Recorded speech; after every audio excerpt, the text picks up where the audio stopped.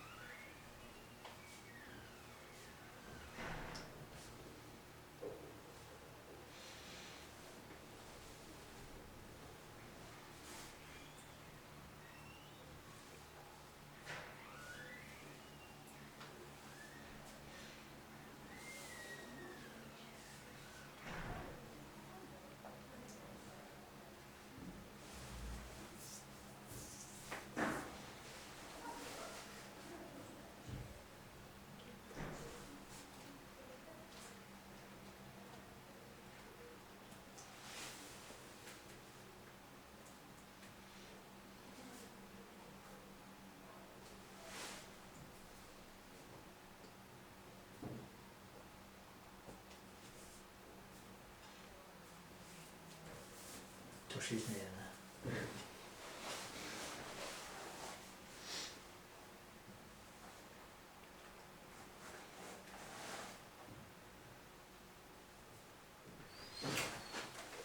Okay.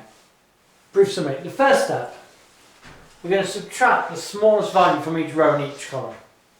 Now the reason we're doing that is because we don't actually care what the values are. When we did transportation problems, we cared that it costs so much to move one unit from here to 1 minute to there.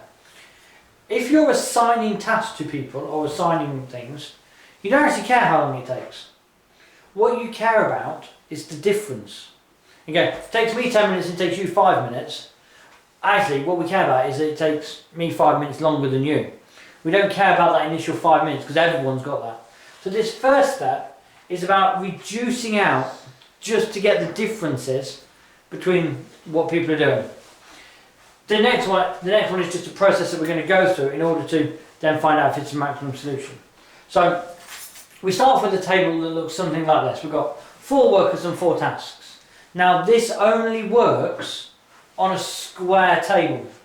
So we have to have 4 columns and 4 rows.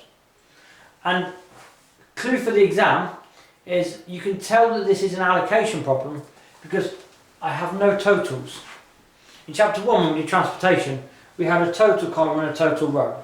When we did linear programming, it was the profit row. Here, I've just got the table. So we've got 4 workers, 4 tasks, and we want as short as time as possible. So the question is a minimise question. Okay, and the Hungarian algorithm will always minimise. Okay, we'll look at how we do maximising later on, but it always minimises. Transportation problems found the minimum cost. Linear programming found the maximum. Here we're going to minimise. So the first step is to subtract the smallest element in each row. So, fairly straightforward. This row, the smallest one is 17, so I'll subtract 17 from each of those values.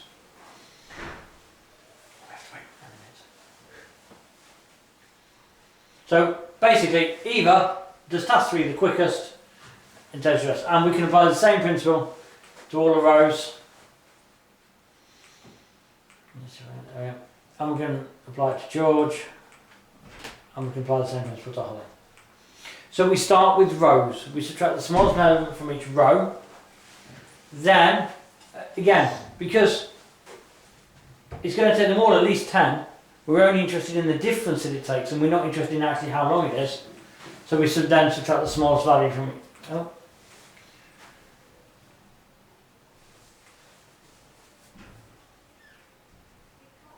Yeah.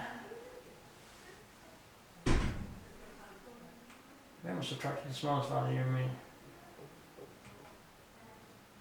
Yeah, we know the solution's not optimal. Ignore that step. You're going to go straight to subtracting the columns. So, smallest one in there is 10. So we subtract 10 from each of them. Smallest one in there is 0, so we don't subtract anything because it's already got 0. And the smallest one in here is 14, so we select 14.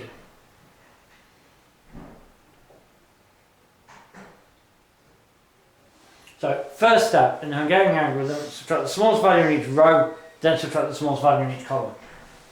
The next step is to find out if the solution is optimal. And we do that by looking at how many straight lines it takes to cover our answers. Sorry, to cover our zeros. So in this case, to cover our zeros, I can do that with, I reckon, 2 straight lines.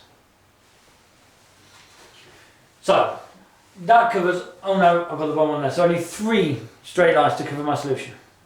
Okay, this is not an optimal solution because there's 4. So you want the number of lines to cover it to be equal to the number of columns. So 3 lines have been used, so this is not an optimal solution. Now, this is where it gets, that's relatively straightforward. This is where it gets a bit weirded. Okay, so I'm going to go through it fairly slowly. Augment the elements is a meaningless title. You might want to rephrase this in your own words. You find the smallest uncovered element. So these ones are covered because they got lines on it. So this is the smallest uncovered element. That's the first step. Once you've done that, you subtract that from all of the other uncovered elements. So I'm going to subtract 1 from 8, 7, 4, 11 and 3. I then add one to all of the elements covered by 2 lines. So this one here is covered by 2 lines, this one here is covered by 2 lines. So I'm going to increase that one, and I'm going to increase that one. This is the bit that people get wrong. So I find the smallest uncovered element and I subtract it from the uncovered ones, and I add it to those. If you actually look in your book states this slightly differently. Your book says subtract it from all of the elements, then add it back to the ones that are covered, and add it twice to the ones that are covered twice. But actually this is a much quicker approach than what's in your book. Okay, we then now look and say, how many lines do I now need to cover this new solution? So if I look at this to cover this new solution,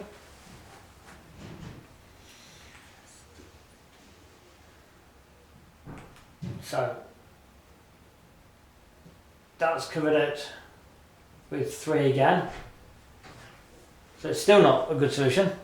So we repeat the same process again. We find the smallest uncovered element, which in this case is 2, subtract it from the uncovered ones, and add it to the ones that are covered twice. Yeah, I've seen that it's 2. So I subtract that from all the uncovered ones, I add it to the ones that are covered twice, and remove the lines again, and now I have another look. How many lines does it take to cover them all? Well, in this case we can see actually my remote controls just stopped working.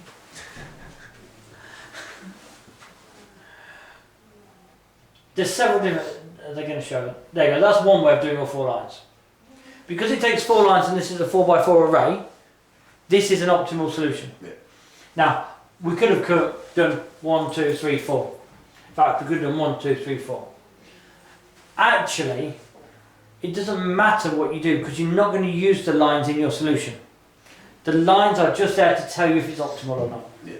So actually, to find your solution, it's just a case of reading the ones off using zeros. So Eva could do 3, Fabian could do 2, George could do 3, and Holly could do 1. It's a fairly small array, so you don't actually need a process to go through to find the best solution. I forgot the remote control stopped working. Just do those first because they have to be done. Yeah. And then you can work out the rest from there. It's so much more effort when you have to swipe. That's keyboard. And then once you've got your solution, you can just go back and find out the original answer. Yeah. So it's subtract rows, subtract columns, add the smallest and find the smallest uncovered, subtract it and add it, draw the lines. Yeah. That makes sense? Yeah. Okay. That's the first thing.